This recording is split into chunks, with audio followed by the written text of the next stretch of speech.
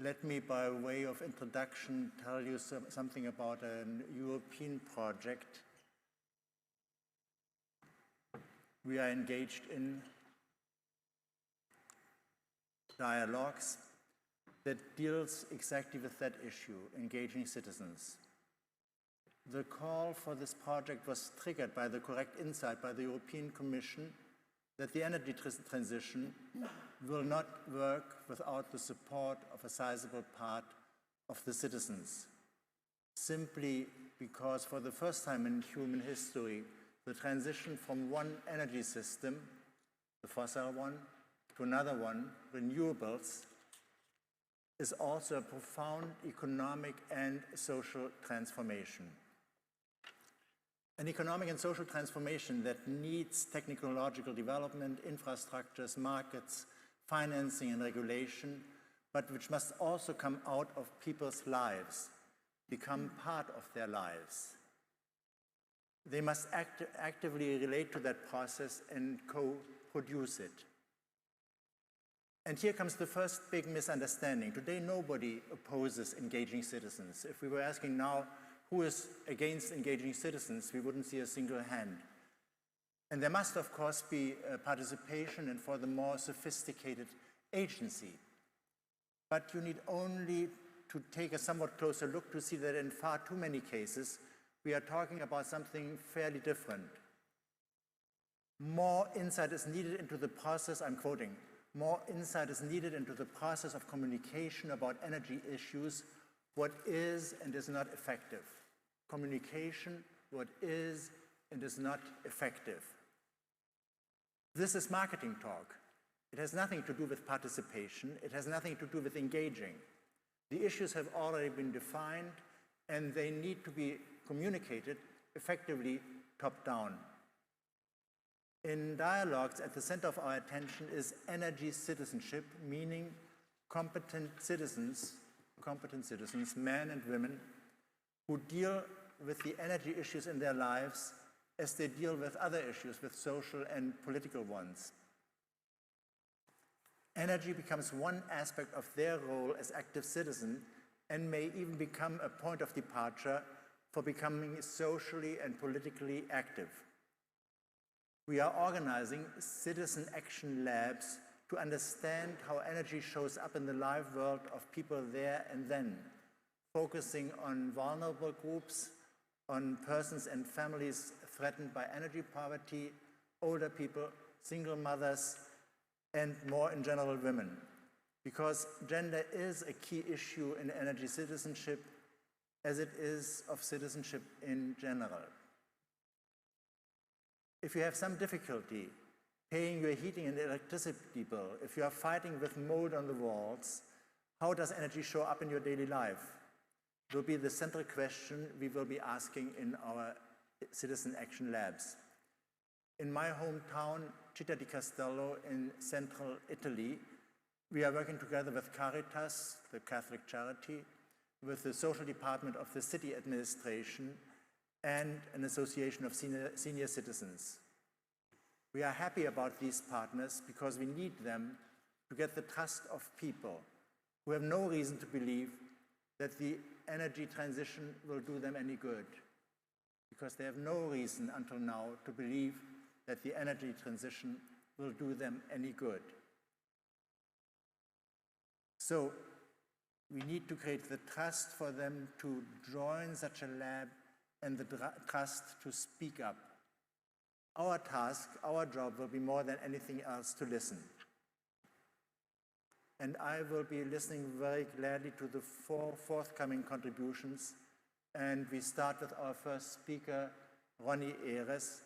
Rony is the executive director, co-executive director at the Heschel Center for Sustainability. Rony, you have the floor. Thank you very much. So my name is Rony Erez, and I am the co-director of the Heschel Center for Sustainability in Tel Aviv, Israel. I came here today to speak about a process that we've done over the past year in engaging local communities and touching on the topics that actually engage each and every citizen, but then tie it up together to the big story about climate. Just a word about the Heschel Center. We're a think and do tank.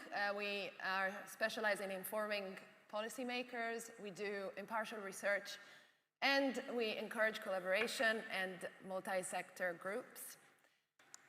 The climate crisis in the Middle East, and especially in Israel, has its own special characteristics.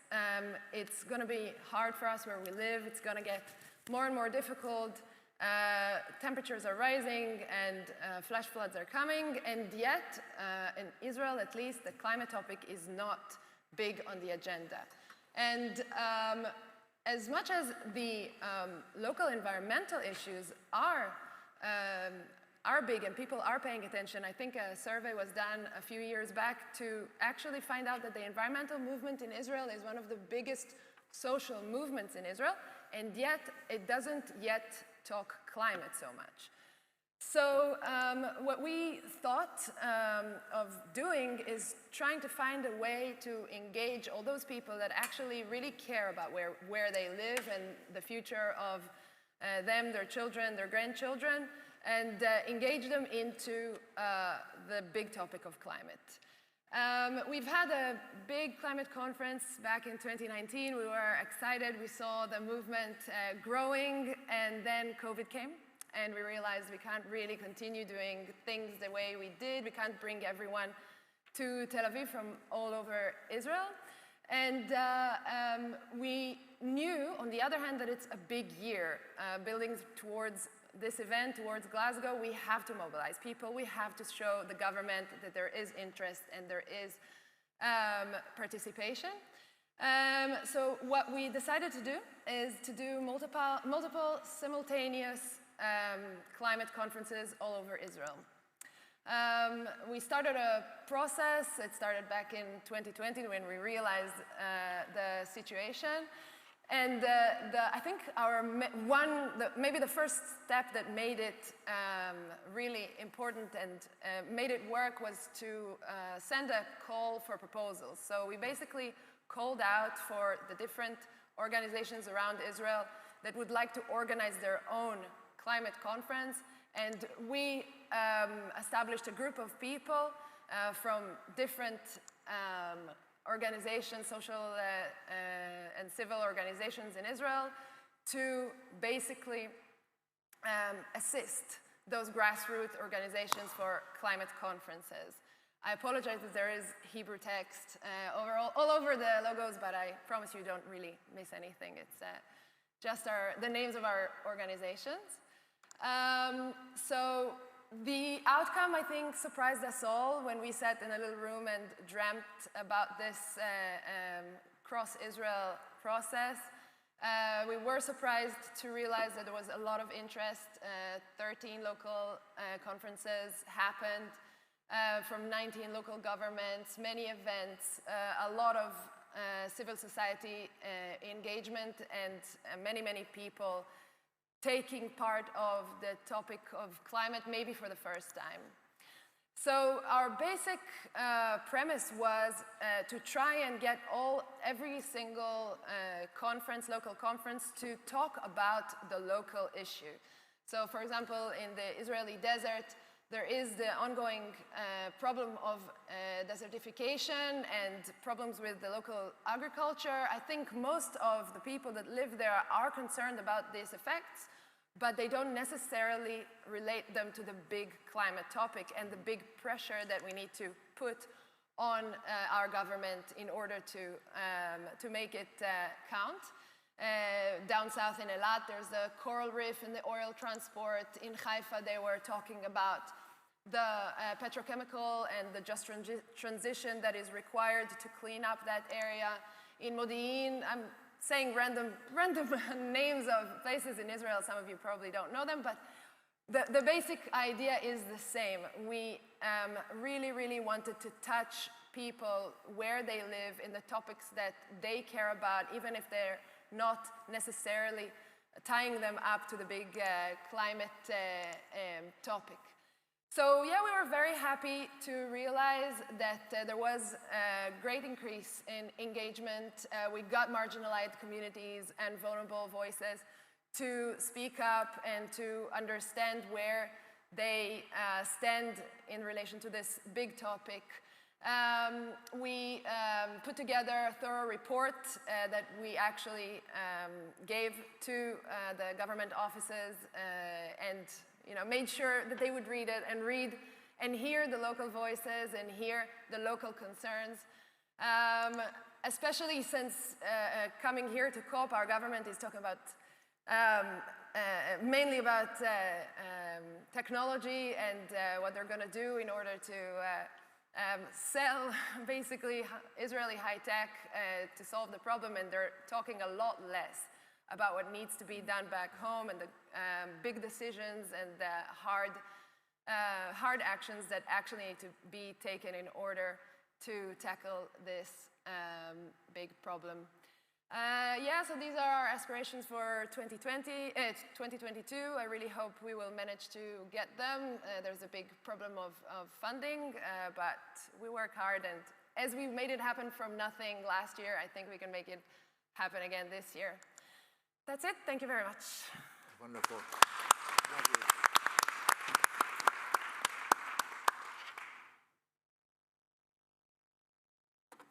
Thank you very much, Rony. Very inspiring. The next contribution we will hear from Gillian. She's Spatial Planning Manager, Research and Development in this town, in Glasgow City Council, and we are very glad to have you with us. Thank you. The floor is yours. This is interesting. We're in a room full of people. How are you all doing? And welcome to Glasgow.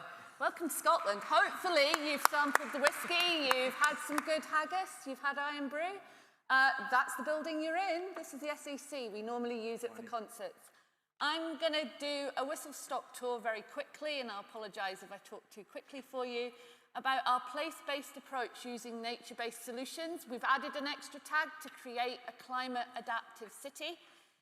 If you don't like the word nature-based solutions, you might think about a green infrastructure or ecosystem management, but we're reclaiming that term to be inclusive. So this is a really neat diagram from the IUCN that says it's all about the challenges that society faces, whether that society is a human one or a habitat and nature one. We have to kind of look at all of those challenges all at the same time and take a holistic view. That will allow us to design things at scale, but in order to do that, we need to be inclusive. We need to take those communities with us, and we need to co-produce. If we do that right, then we can make something that's economically feasible and get some biodiversity net gain. It then allows us to be adaptive about the management, because most things are good at planning and delivery, but not about the long-term stewardship. So there's lots of money to do things, but not lots of money to look after it. And hopefully, if we get it right, we can mainstream it and make sure we have a sustainable future. So think about place. Patrick Geddes in Edinburgh, that's that other city over to the east that Glasgow has a great competition with, talked about live, work and play and the right place for the right people at the right time. You could say that about the other communities as well. And Jane Jacobs, talking in the 60s in America, said, if you don't like a place, why would you fight for it? So if you don't have an attachment to a place, why would you fight to make it better? The final thing is the place standard. So that's placestandard.scot. It's a tool that communities can use to have a conversation about place. They don't need to know the technical words. They don't need to understand the technical terms. It has been translated into a number of languages, and there's now a climate adaptive version and a children's version available. We're applying all this to our development plan. That's the strategic spatial plan for Glasgow. And you can see we want a healthy, vibrant, compact city. It's the same thing that every city around the world kind of wants. And we take that through into 12 policies that we use to make decisions on the planning applications we get.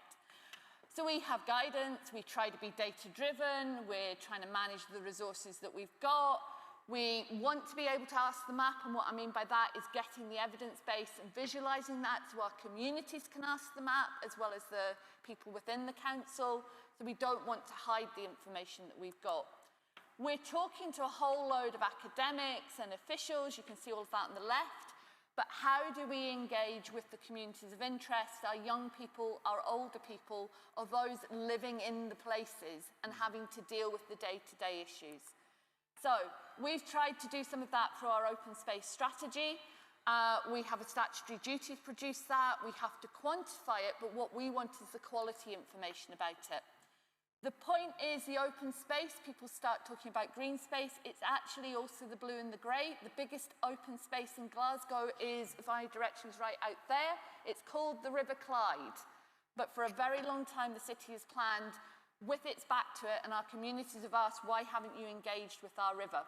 But it's also about the spaces that are on the side of the buildings and on the roof of the buildings as well. They are our open space. And the other open space you need to remember is the grey.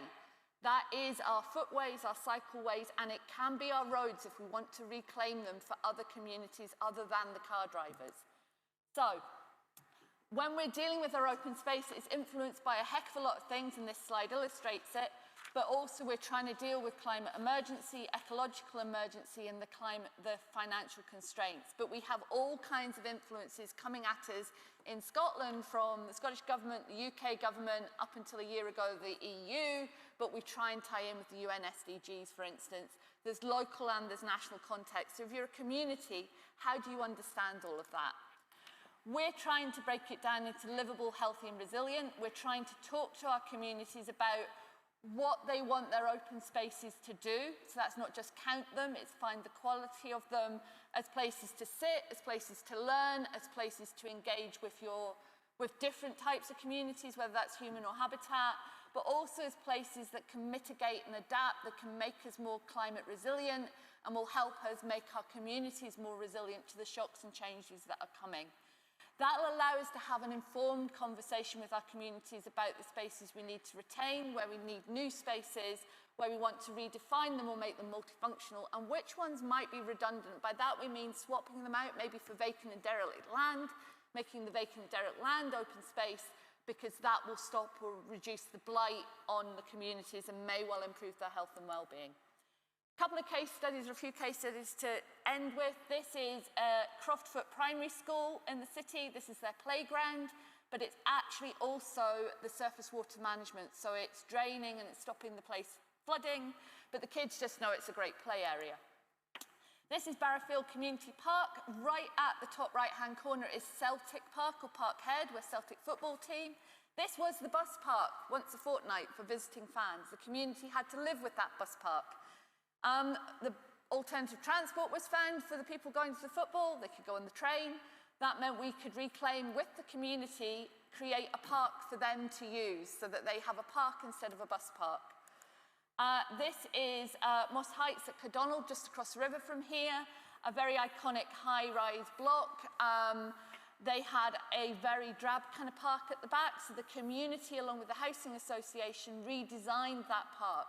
But they knew what the criteria was. They knew it had to have spaces for play, it needed to deal with flood alleviation, it needed to deal with capturing carbon, and this is the kind of design that they came up with. It gave them places to sit, places to learn, etc. I think that has just opened in the recent weeks. Final couple of ones. Can we use our parks as community orchards? So can we work, this is Alexandra Park, and the community worked with us to put in apple trees and other trees or bushes that grew fruit that they could pick, so it starts to become a food larder. This is up on the northeast of the city at Easter House. It's called Seven Lochs, Seven Lakes. If I translate it, that means it's very wet. So can we take advantage of that being a wetland and turn it into a wetlands park? Again, we've worked with the community to find out what the community want that space to do for them, but paying cognizance to what we need it to do to help the wider city. And the final one is about carbon sequestration, or can we tap into the river? So can we get the heat out of the river that's just out there and use it to heat buildings like this, or community centres, or schools, or third sector properties? And can we also do some carbon sequestration? Hopefully that gives you a view of the city. You might want to go and explore some of those places, and please enjoy your time in Glasgow.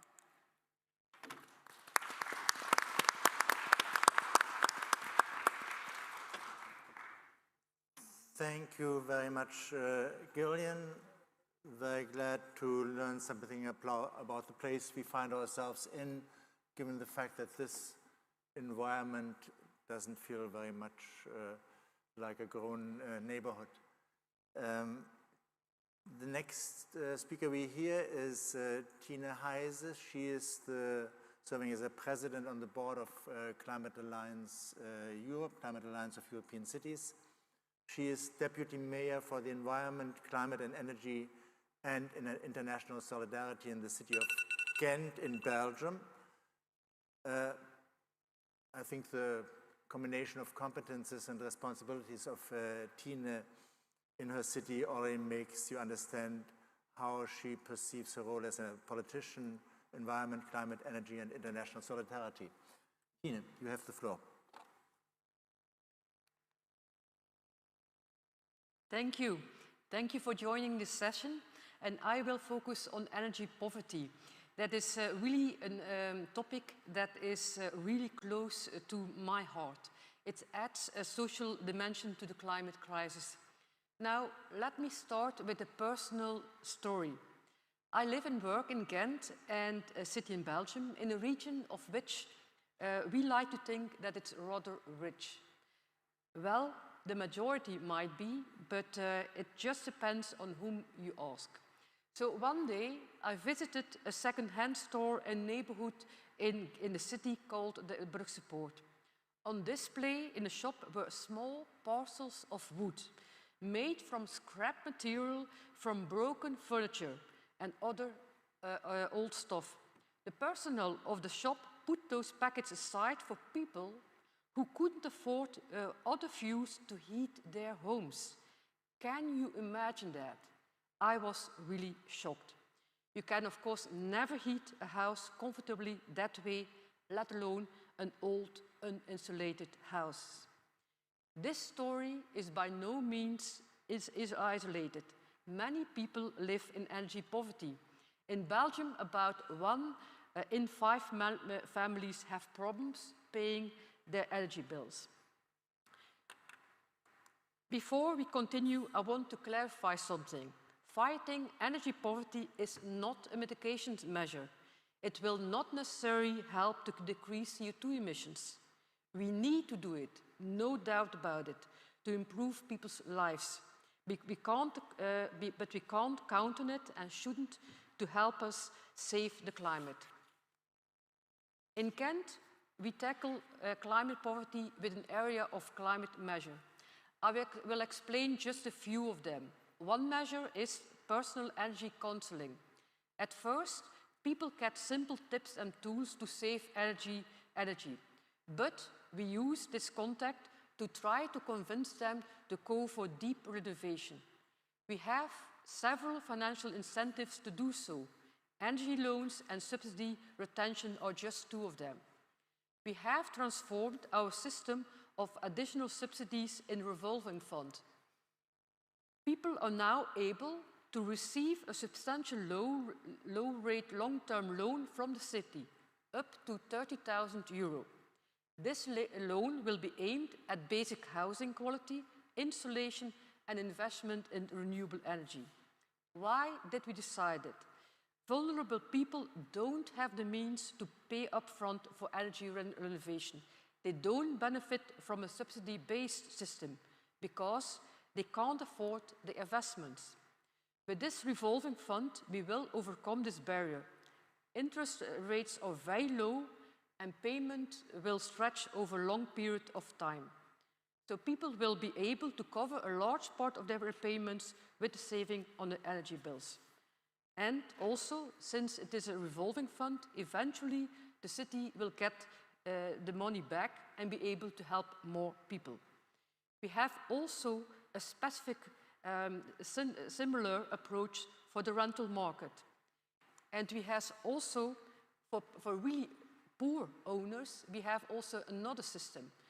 In Ghent, we know people that sometimes because they were discriminated on the rental market, they bought houses, but they only have the money to buy really, really bad houses, and they have no penny left anymore for renovating it. So what do we offer them? we offer them what we call, sorry, I have to see the English word for it, subsidy retention. What does it mean? It means that we give them an amount of 30,000 to 40,000 euro, and they only have to pay it back when they sell the house. For example, when they move, or when they die, or they go to another place. So they can have the money because they simply don't have the means even to pay back the loans. What I also want to stress is that energy poverty is closely linked to housing, with housing policy. If you want to address energy poverty, you need to fix the housing problem. All across Europe, there are structural housing problems. Prices are too high, public investments in housing is falling, the quality of mainly rental housing is very low, with very high energy use as a consequence. And the EU has no competence to legislate in housing matters. So that means that states, but also cities, have a major role to play. Currently, as a deputy mayor of the city of Ghent, I'm responsible for climate and housing. And in my experience, it's necessary to tackle both problems, energy poverty and the housing crisis, at the same time. As Climate Alliance, as municipalities, as a society, we need to fight against energy poverty. Climate solutions are often seen as elitist. Poor families cannot afford electric cars, solar panels, heat pumps, or costly energy renovation. So most of the advantages of climate policies are not directed towards poor people. They usually don't receive the benefits of the climate transition. But with the recent increase of gas prices, flooding, heat waves and drought, they do, of course, receive their share of the effects of climate change. So climate policy should not enlarge social inequality. On the contrary, we need social correction for all climate policy. And that's why in Climate Alliance, in our new charter, climate justice got a central role. And that's why also we are active in NPOR, and we are leading the Energy Poverty Hub. We, as climate frontrunners, also need to be social frontrunners. If we fail to do so, we fail a lot of people that are really vulnerable. We can't afford that, we really can't. Thank you. Tina.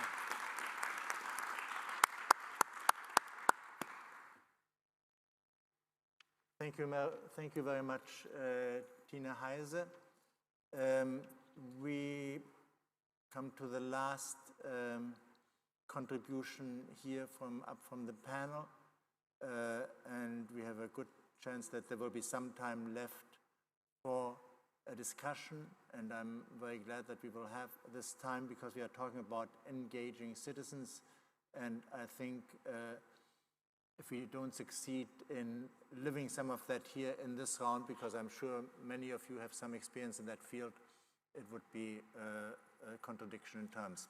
So we are coming to Gotelind Alber. Gotelind Alber is the co-founder and board member of the global network GenderCC, Women for Climate Justice, and from 2009 to 2014, she was the focal point of the Women and Gender Observer constituency in the UNFCCC process, which we all in this moment are part of.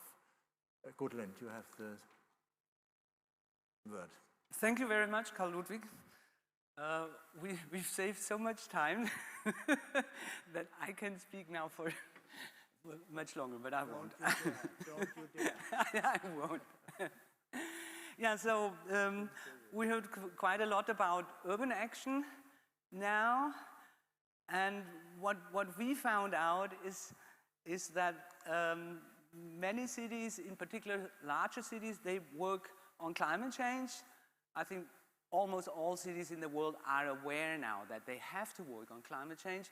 And a lot of cities work also on gender equality, but most cities have not yet been able to link these two issues. And as we are an organization whose main mission is to link gender and climate change, we have, a couple of years ago, we have started to work on gender in urban climate policy. And just as one example, so I think the activity of the city of Ghent is very interesting on energy poverty, but if we look who is energy poor, so even in industrialized countries, a majority of the poor are women. So it's for instance elderly women and single mothers. They are the ones that are most prone to energy poverty. And I think the city of Ghent is really right to work on this issue, even in the context of climate change, because we are, in all industrialized countries, we are having these discussions and also policies on carbon pricing. And this, of course, will aggravate energy poverty, and we have to do something on this. So we started a couple of years ago to do a bottom-up approach in order to integrate gender into urban climate policy, and started to work with women's organizations in various countries. And the project is now almost at its end. It's funded by the International Climate Initiative of the German Ministry of Environment. And these are the partner organizations we are working with. So these are in India, in Indonesia, in South Africa, and Mexico. And they, in turn, work with pilot cities. So all in all, 14 pilot cities, and they could choose which pilot cities they wanted to work with. And they, most of them selected large cities like Jakarta and Johannesburg and so forth, Mexico City. So they were really ambitious. And most of these organizations, all these organizations are also active in this process, in the UNFCCC process, but they also work at local levels. And most of them, they have many branches in a lot of cities in their country. And so this is what we did in this project. So first, we provided training for the partners because most of them were not so familiar with urban options for climate action, in particular for mitigation, because most organizations in the Global South, they are more focusing on adaptation, in particular related to gender issues. And then we, together with the partners, we developed a gender assessment and monitoring methodology called Gamma, which the partners applied to the pilot cities. And later on, we modified the methodology so it can also be applied at national levels. And we had a very intense joint working process. So we had peer reviews, which means we had to first build up trust among these organizations who didn't know each other so well before the project. And so they reviewed the methodology, but they reviewed also the outputs of the other partners. And so it was a joint learning, exchange, and peer learning process. In their own pilot cities, they did local trainings with stakeholders, so for instance with local communities, but also with city officials. At the moment, after they did the assessment and developed recommendations, they are working intensely with local officials, with local policymakers on climate change in order to push for their recommendations to be implemented.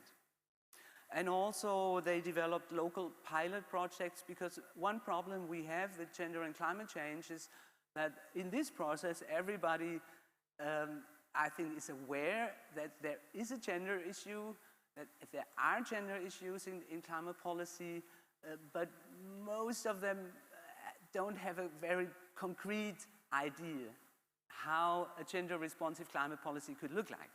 And this is why we're also doing like these local pilot projects. And this is the methodology we have been working with.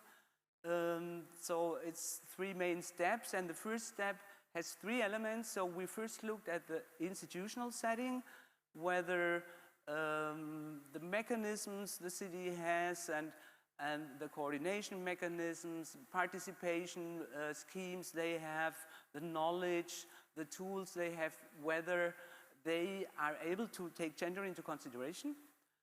The second element is that we looked at the entire portfolio of policies and measures a city is implementing or planning, and we identified a number of priority actions from a gender perspective, and we're checking if these priority fields of actions, for instance, public transport, because women are all over the world, not only in these countries, but also, for instance, in the global north, are more depending on public transport than men, and we all know it's a more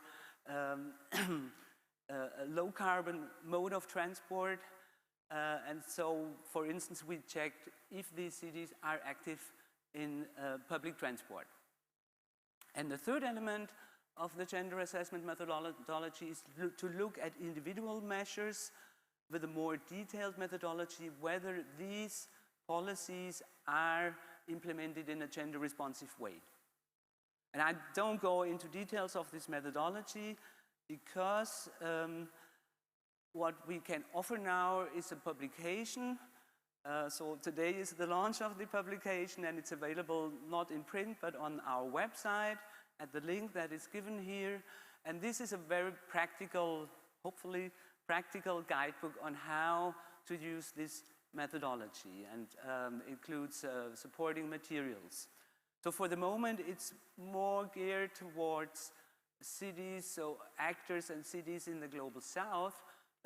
But next year, we hopefully will start an activity, so first in Germany, to work with pilot cities on a similar approach in industrialized countries.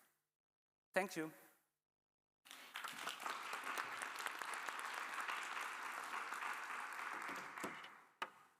Thank you, Gotelind.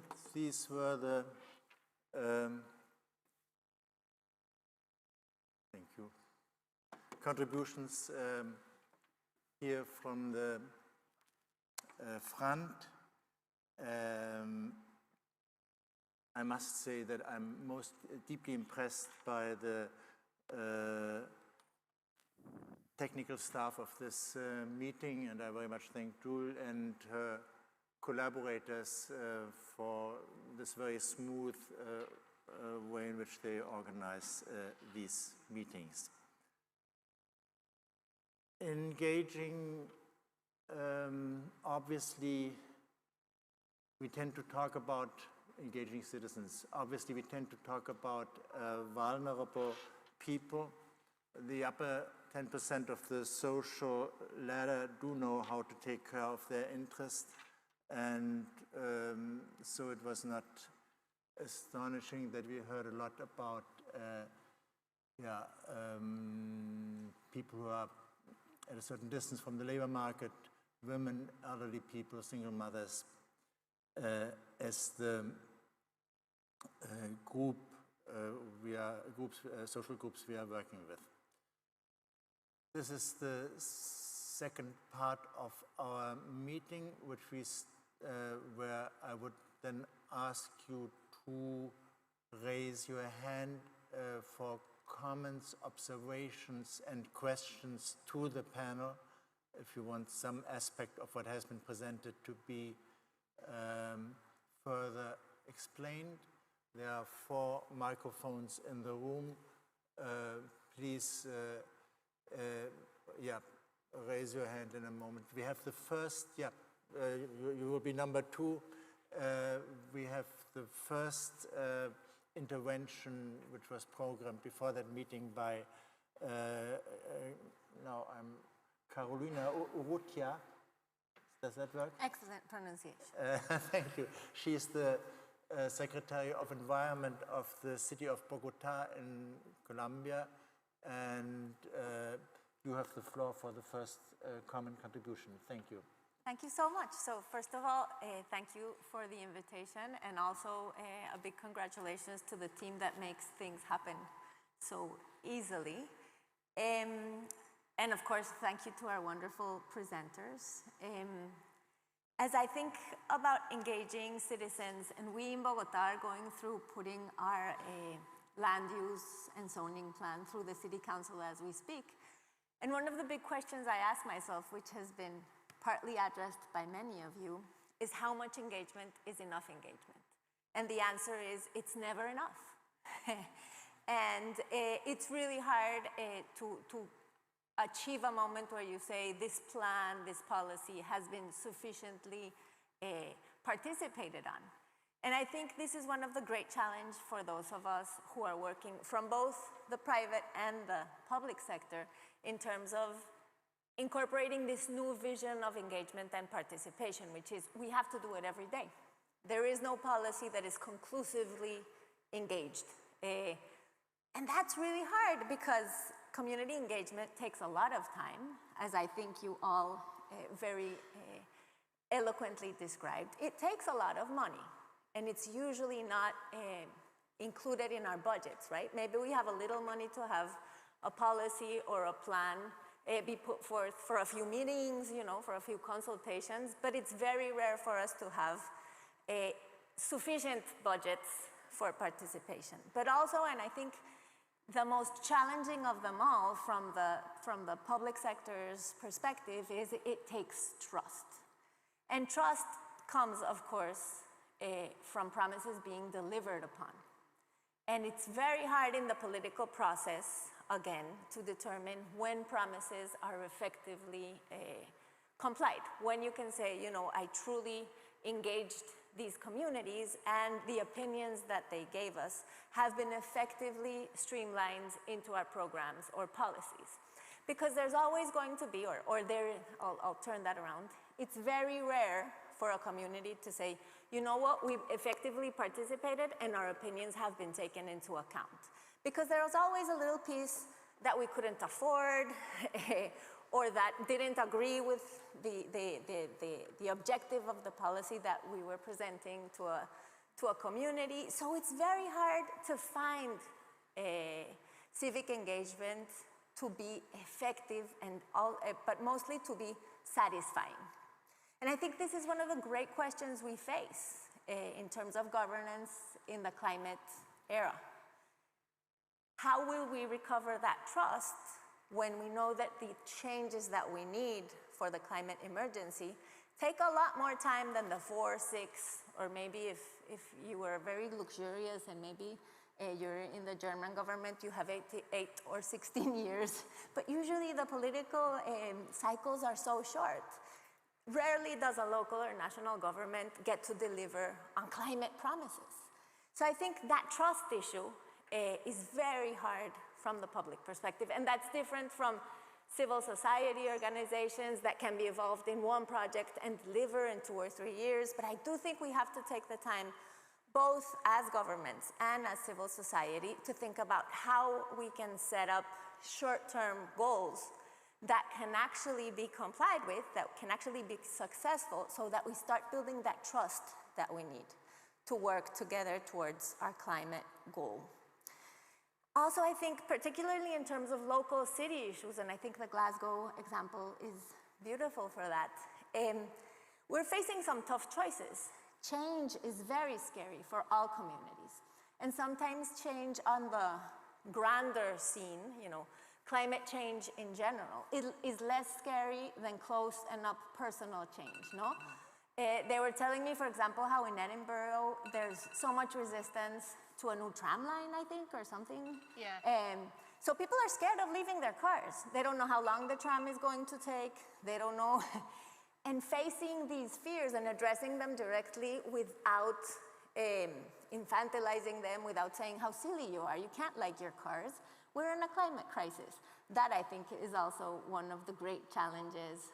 We can't make people feel silly for their fears. Leaving cars, leaving roads, putting fossil fuels aside are a great fear for a great amount of people. So explaining and again taking the time and the money to bring these problems closer to home is also a great challenge. I can't leave without talking about the huge challenge of putting climate and gender together. in Bogotá, we are proposing a huge transformation in terms of our care system. What we see as the more than 1.5 million women in Bogotá that dedicate their full lives to unpaid care work is something that we're very effectively, women have been the social security for the global south for the past 200 years. In countries where we have no pensions, when we have no social security because our economies are so informal, women are social security.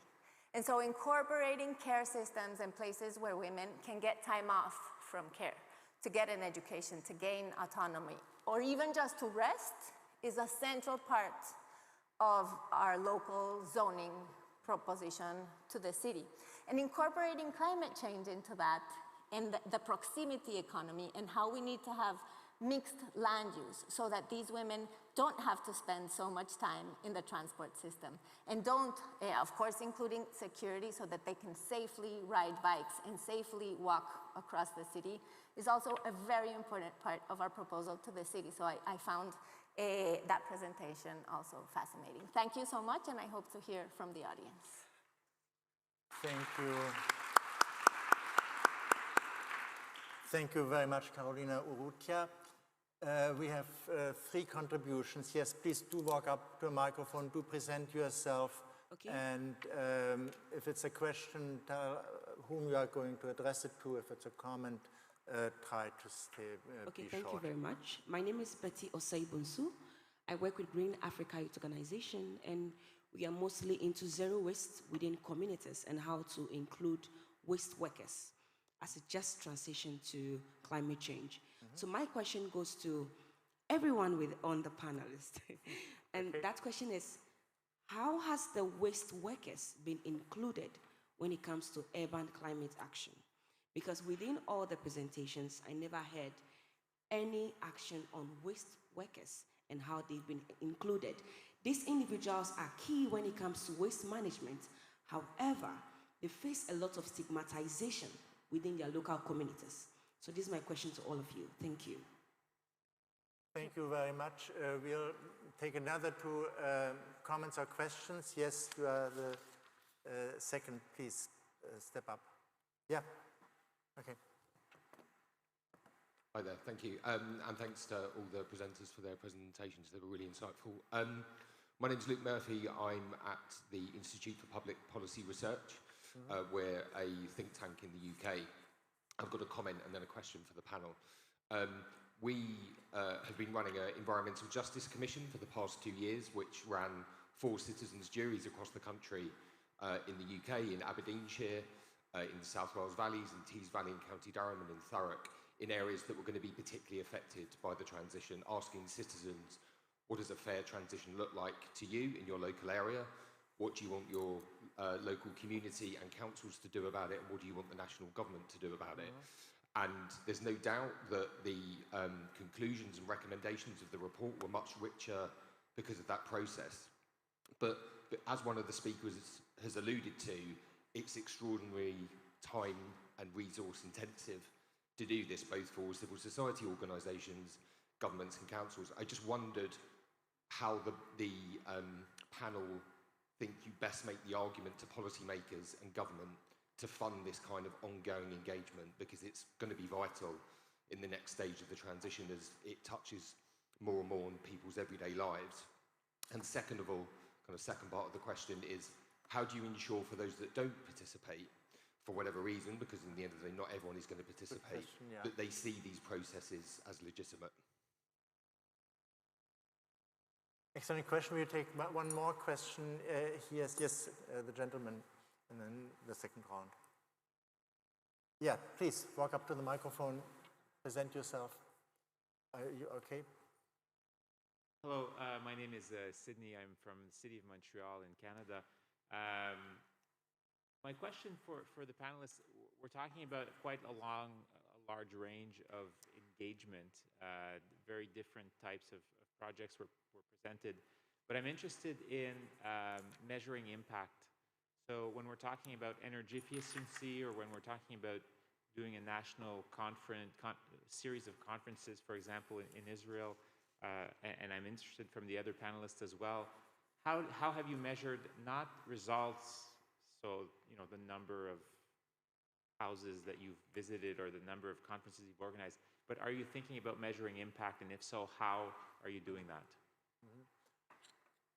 So I would, we then take a second round of questions, and who goes first here on the panel to answer? Gillian, I see that you are ready to go. Please do. I'll do a Glasgow answer to all of them. I'll start in reverse. Measuring impacts, that's what we're doing in Connecting Nature project. There's a lovely guidebook on the connectingnature.eu site, Nature-Based Solutions Impact Assessment. It's what Glasgow is leading on with the University of A Coruña, and we're looking for the data that you can map spatially, I've just phased out, on social cohesion, health and well-being, economic, environment and biodiversity, and it's measuring it through time and looking at cause and effect. Some of that social cohesion data, just to give you an example, we have a new project we've launched called Every Tree Tells a Story with the University of Strathclyde, where we put out an education pack to the schools. You can see a lovely video from Cada Primary if you go Every Tree on YouTube, and we've asked them to collect the stories about trees because that will give us lived experience data. The place standard I showed you does that as well. Rolling backward, making the argument for funding for engagement. The more voices that say that costs money, the better.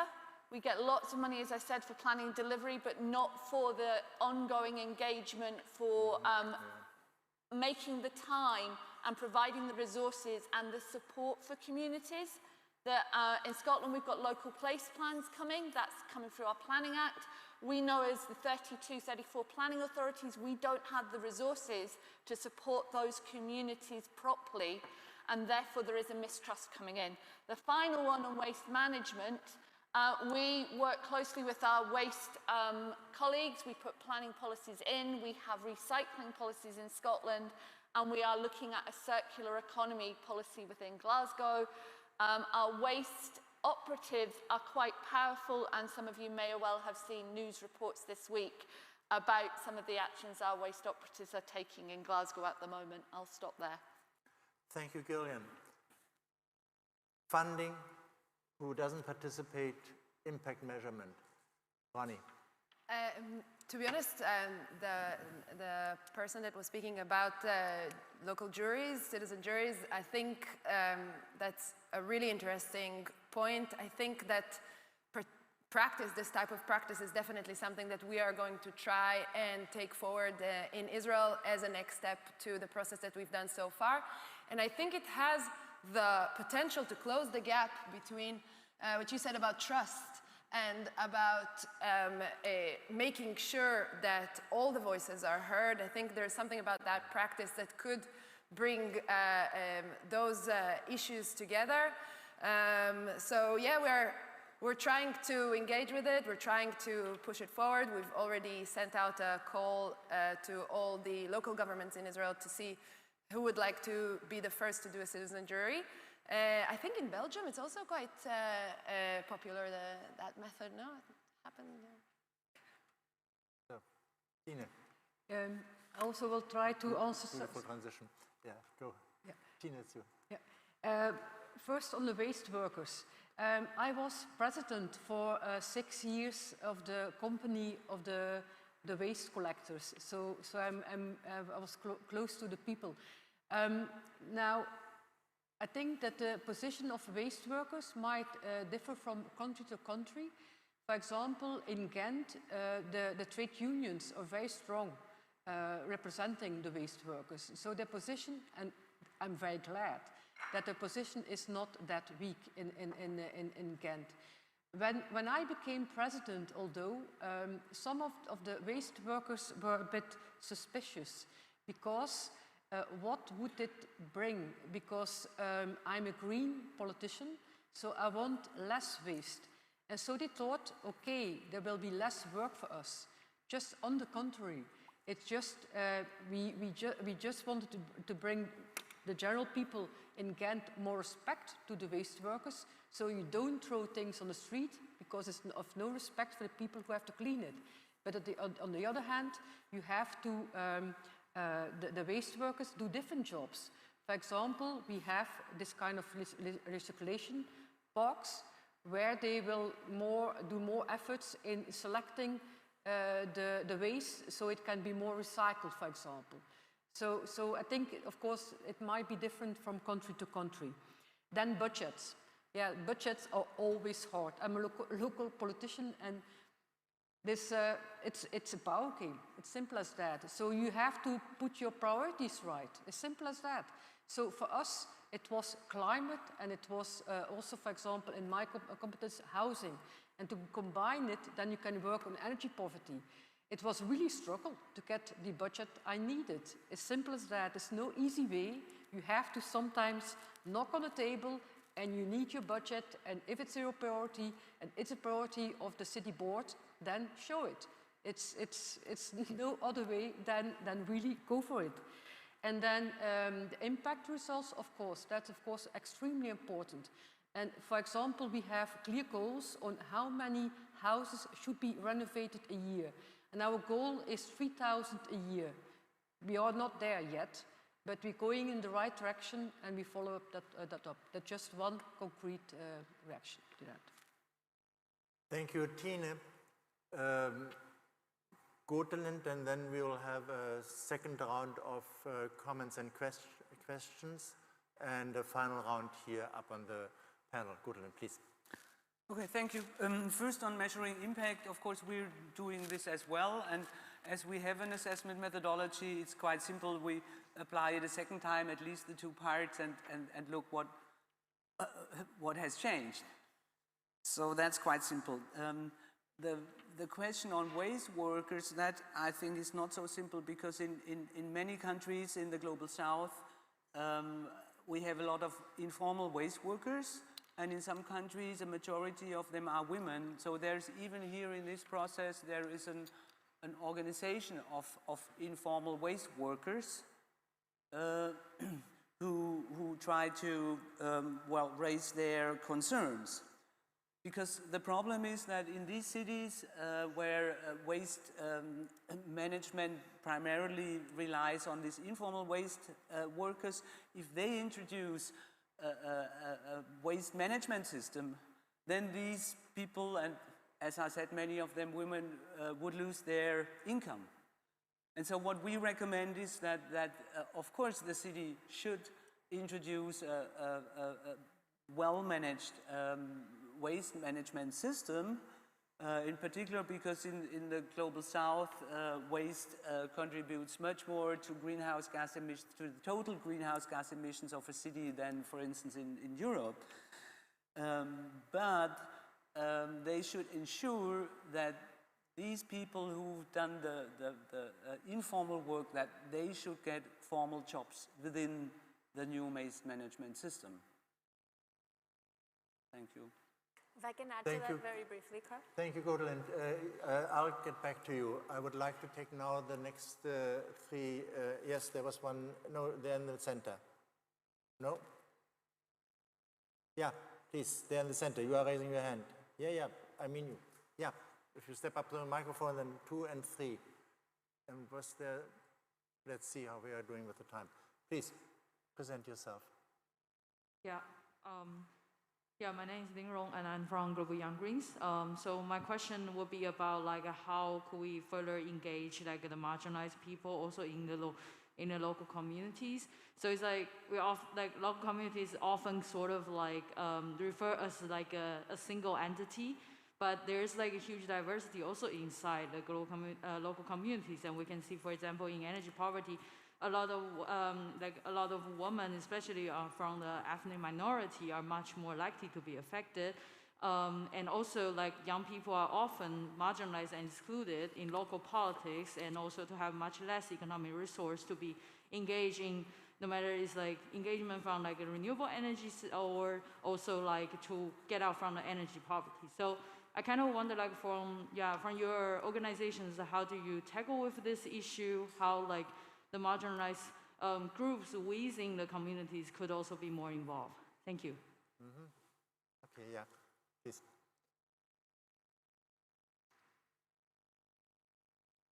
You would present yourself. Yeah. Thanks. My question actually builds on that same question. I'm Kirsty Smith from CBM Global Disability Inclusion.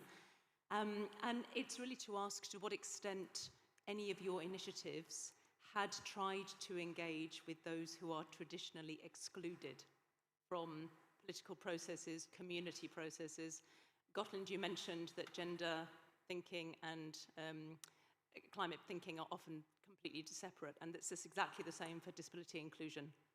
They are not overlapped, and obviously the intersection is so relevant. If you're a woman, you're more affected by climate change. If you're an older woman, you're more affected if you're an older woman with a disability. So that intersectionality becomes more and more important.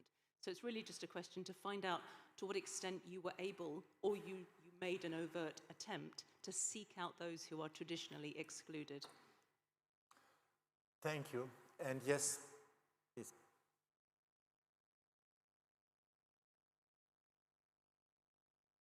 Good morning. Kimberly van den Holen from the University of Ghent and University of Brussels in Belgium.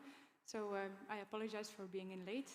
At least in Belgium, we see that more and more people are taking individual actions to combat climate change, such as deciding to stop flying or stop taking or riding their car, eating less meat, and so on. So I wondered how the panelists, what are their idea about this, and what are their opinions, because it's also a way of engaging with climate change, but on a very individual scale. So looking forward to hear your answers and opinions on that. Thank you. Thank you. Yeah, the gentleman, yeah, please, it's your turn. Hello, I'm Herman van Breen from ATD 412. We are an international movement on human rights with very poor people as our first partners. We emphasize on really looking very carefully on what is the impact of our policies on very poor families. For example, installing low emission zones can mean in very often ways that cities who have a hidden agenda to chase away very poor people, as we have it in several European countries. So it can have very negative impacts.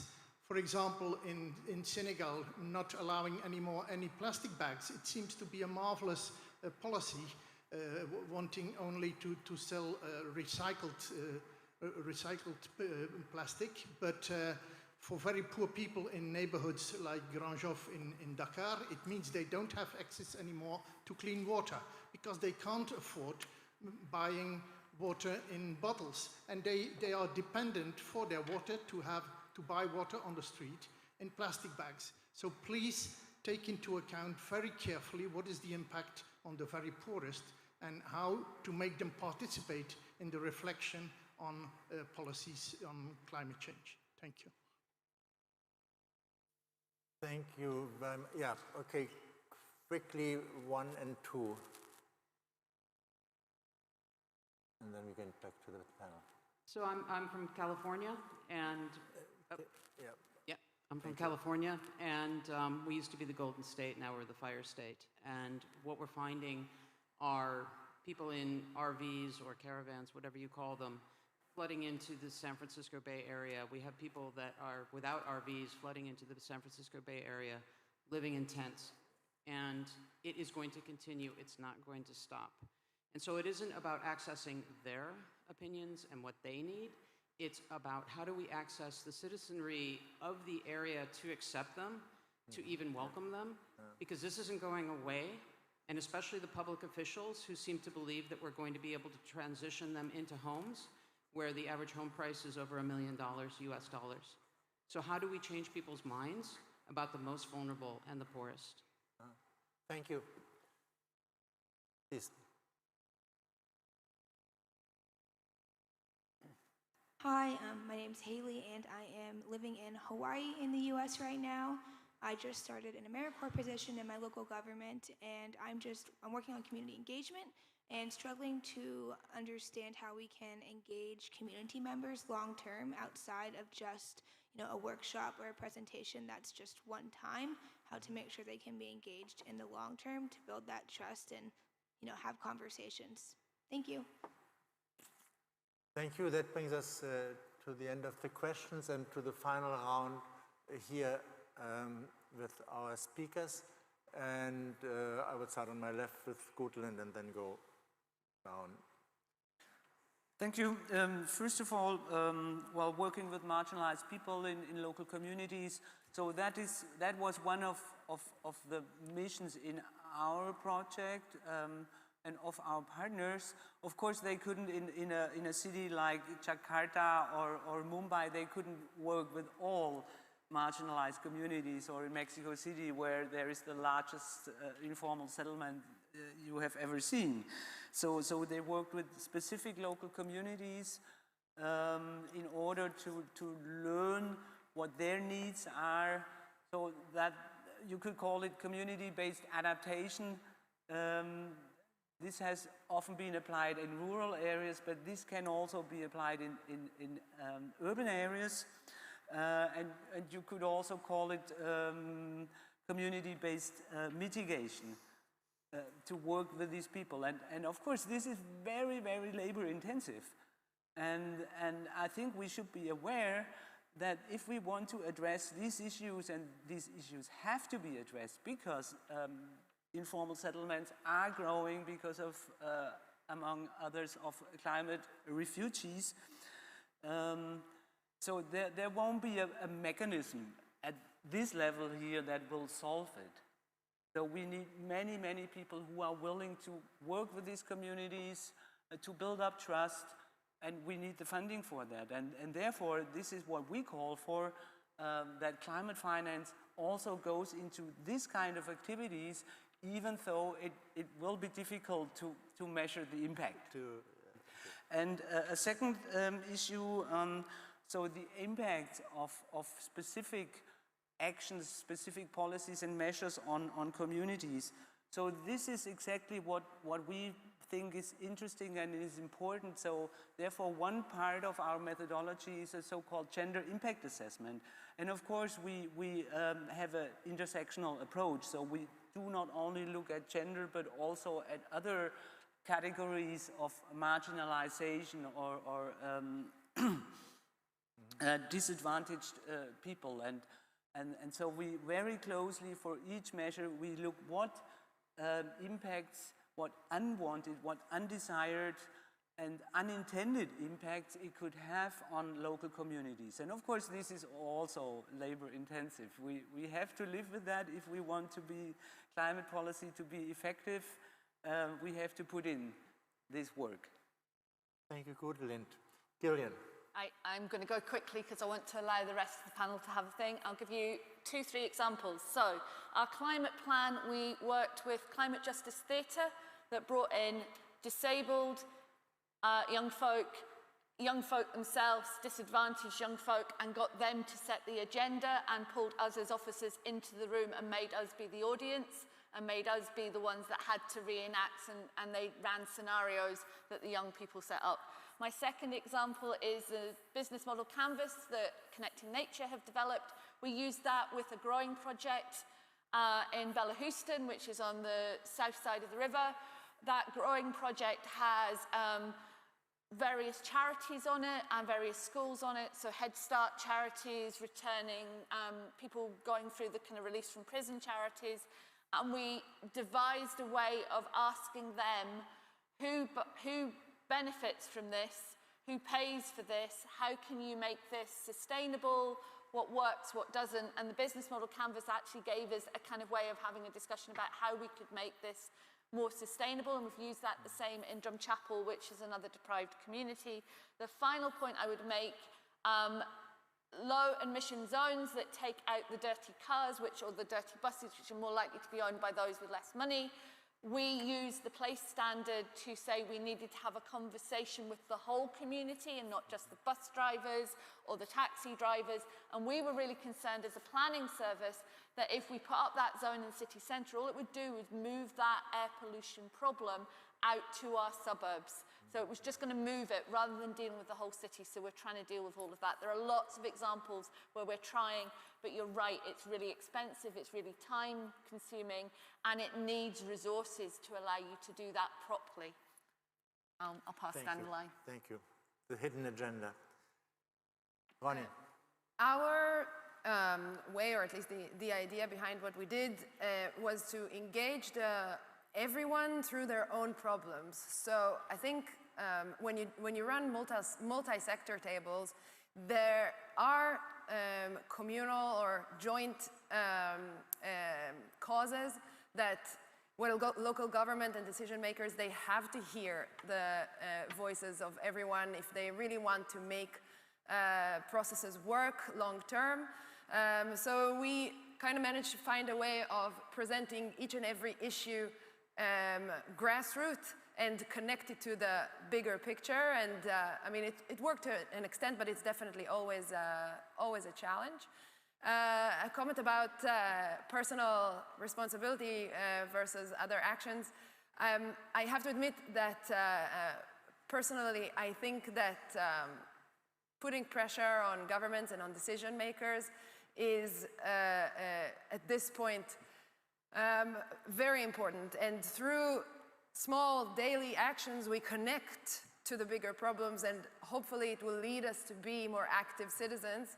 And I think that should be our final aim, and not necessarily believing that our personal day-to-day actions will change the events, because unfortunately it's not necessarily true. So as much as I'm trying to be myself and raise my children to a most sustainable lifestyle, I know that I'm doing it for like a valuable cause or a value-based choice rather than changing the world. Okay. Yeah, Thank you, Rony. Kine. A lot of questions, broad questions, interesting questions.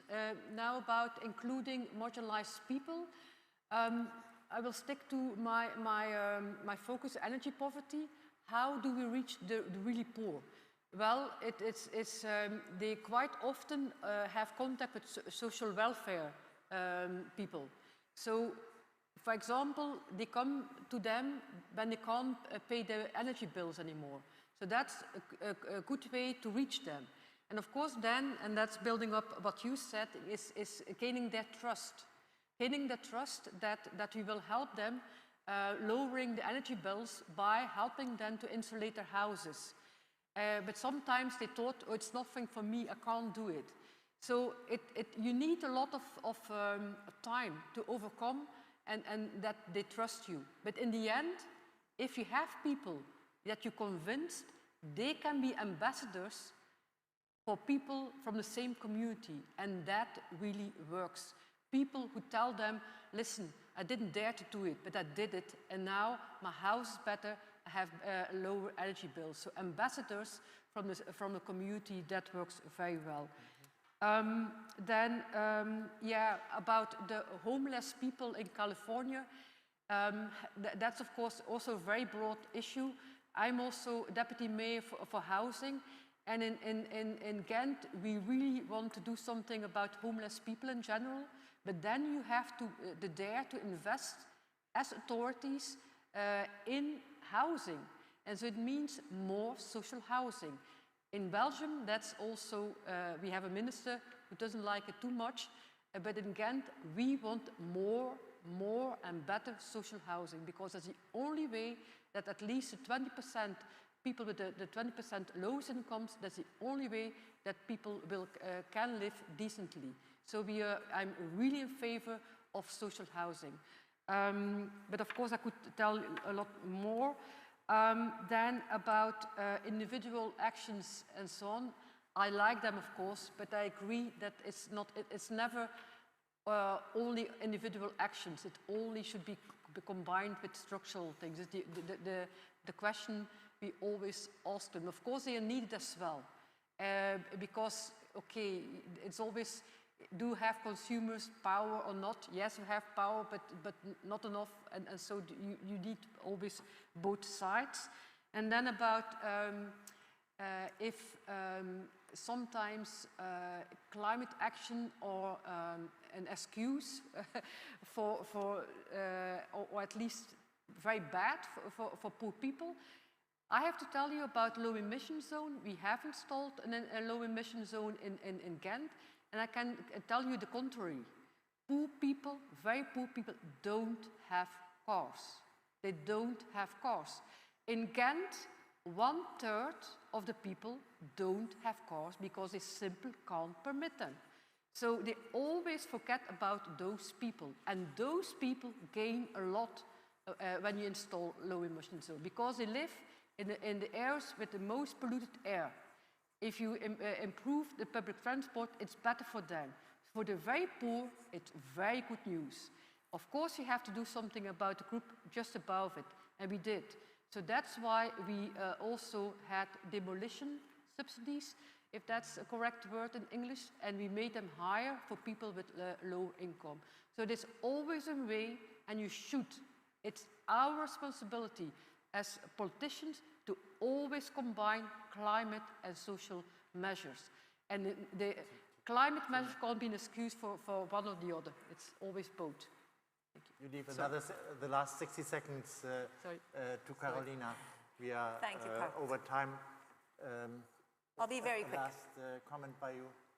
So waste workers. I think waste workers are one of the big challenges of the climate transition. In Colombia, our waste workers who often recycle on the street, separate waste on the street, have a level of constitutional protection because of their degree of vulnerability. And again, in terms of watching out for undesired outcomes, sometimes this level of protection to this informal work may actually be harmful, because it's been very hard to make the transition of these waste workers to green jobs of other natures that are probably better in terms of their life expectancy and their quality of life. So I think that's a big challenge that we have to grapple with. Quickly, and I do think that housing and immigration in general, in Colombia, of course, we're facing great challenges of receiving hundreds of thousands of Venezuelan immigrants. In Bogotá, we've received over 340,000 immigrants over the past 3 years.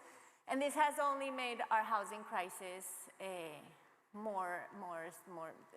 it has hit us harder. We already have 1.5 million homes deficit in Bogotá, which we have to build over the next 12 years, and now we have a big source of immigration as well. So one of the issues we're working with the international community on is how to give these immigrants that are not yet climate-based, but of course will be over the next few years. Bogotá, for those who don't know, is a city in the mountains of Colombia, which will probably not be as gravely hit by climate consequences, particularly in terms of heat. But our action plan definitely identifies that we're going to start receiving more and more climate immigrants over the next 10 to 12 years. And I do think we have to see, this is another issue of equity that we have to think about globally. Our hardest hit economies in the global south are going to be the places where most of our climate migrants are going to go. And briefly, just to underscore your point on air quality, in Bogotá we have around 2,000 deaths related to bad air quality every year. When we talk about low emission zones, when we talk about revolutionizing transport, when we talk about renegotiating public space in order to prioritize pedestrians, bicycles, and public transport and take out cars, this is a measure for equality. In Bogotá, only 14% of our trips are made by car, and cars occupy 85% of our public space. This formula, this pyramid has to be completely revolutionized. Okay, how do I stop that? And now I'll breathe. I'll learn. So, you have been a wonderful audience. Thank you very much for your attention, very much to our participants up here. I think everybody takes home something different from this discussion. It has been very variegated, very rich on how to engage citizens. Thank you very much.